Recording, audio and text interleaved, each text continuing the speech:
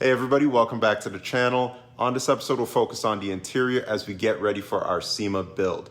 Thanks to CFR Performance for sponsoring me, and we can get out to SEMA, have a great time in Vegas, and show everybody the Ute. On this episode, we're focused on the interior, and we're turning this into this. Since the roll bar went in, I've been thinking about what kind of vibe I want for the interior. It had to be something upscale, easy to install, and I wanted to use as much of the old stuff as possible. So I picked up a set of those Alcantara Scat Pack seats early in the build, and I wanted to build off of those soft surfaces.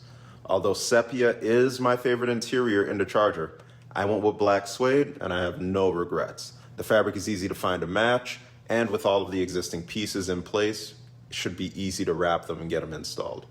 I picked up 2 yards of conventional suede and 1 yard of peel and stick to trim everything out with. Let's start off with those B-pillar trim pieces. Like, share, and subscribe for more.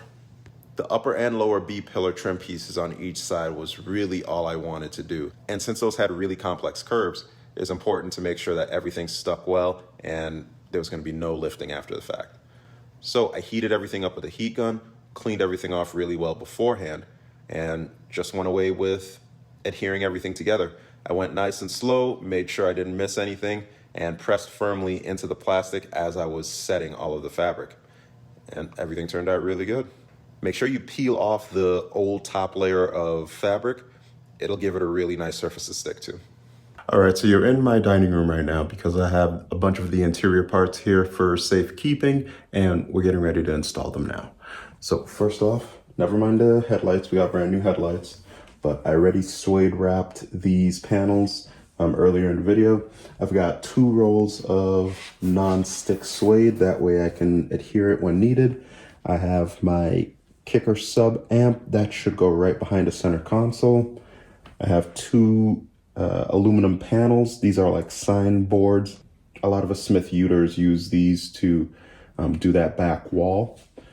And I have the rear carpet as well. So between all of this, I should have enough to start to coat the interior with a bunch of pieces and get it looking good as well. Okay, so rear carpet is in, and I thought I was gonna have to trim back more carpet. This looks really, really good. There's this hump right here for the rear bolts.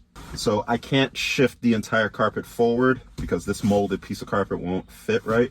So what I'll do is I'll cut out reliefs for the roll bar and then maybe cut a relief on each side. That way we can get this to sit better. Maybe I'll just cut this right across the top and then use some trim edge to kind of just finish that off, get it looking nice. All right, so here's how I landed on it. I ended up mirroring it on both sides, and that way I'll just put some vinyl trim just like right here, up and over, all the way as it meets the other side, and it'll look as close to factory as possible. Now we have to do something about the panels behind the seats. You know, we have the area where the seat belt comes down, and that's going to be dialed in with the suede pieces, but behind that, there's still maybe about an 8-inch area, 4 feet high, that we need to take care of. So I'm going to repurpose my rear seat panels in order to fit them. I'm going to take my seat panel that looked like this and chop it into something like this. And then once we have the contour of what happens behind the roll bar, we can fill in this gap where my hand is. This will also be covered in suede, so no need to prep and paint and do all of that stuff. We just need to get it smooth enough. So here's everything I used to rewrap my panel. I have my suede here. I have a staple gun or a nail gun over here, protective gloves, tin snips, and some metal, washers or fasteners. I'm using my rivet gun. You can stick the fasteners if you want. I have the panel, drill in case you need it, isopropyl alcohol with a rag, and contact cement. So I've already cleaned down the panel really well, and I used some extra metal to fill in the gap that is here. Here's where the window switch was. So I drilled a couple rivets, I got them in, and I use flat washers on the back side to cinch in with the rivet. And now we're ready. What I'm going to do is I'm just going to have it come over just like this, and we're going to use our staple gun to hold everything in while the contact cement dries. This is really serious stuff. You want to make sure that you're not using it anywhere near a gas pilot light or anything like that, even if it's in the next room, it's really toxic. It's really gaseous, so I'm outside. No tonneau covers were harmed in the process. Now with this stuff, you can apply multiple coats if you need to, but you gotta let the first coat dry before you apply the second.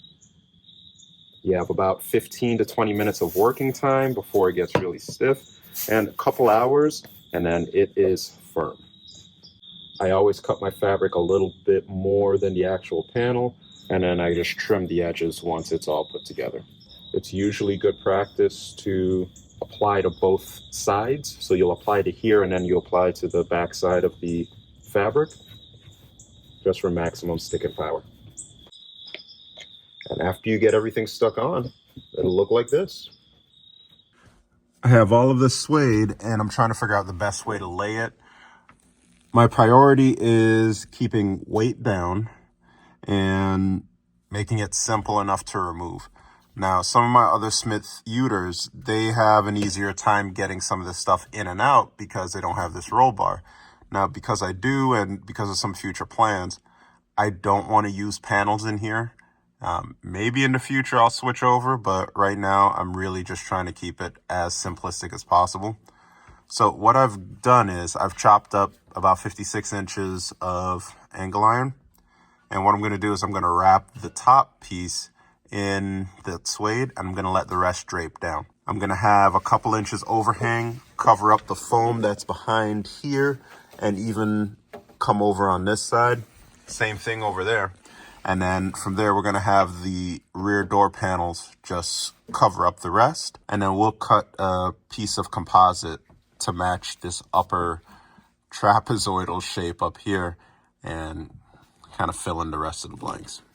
Ideally, we would want it to start past, like right near the glass, and then jut out and over this angle iron, and then all the way up to the B-pillar cover. And then up on the ceiling, I'll have another piece of angle iron just going across, and then I'll have it bend at the ends to follow that fiberglass piece. All right, so I'm messing around and I think I came up with a good template that I can use. I just wanted to extend a little bit more toward the bottom so that it can meet up with the panel, and we can fix that curve as we're kind of dialing in the shape of it.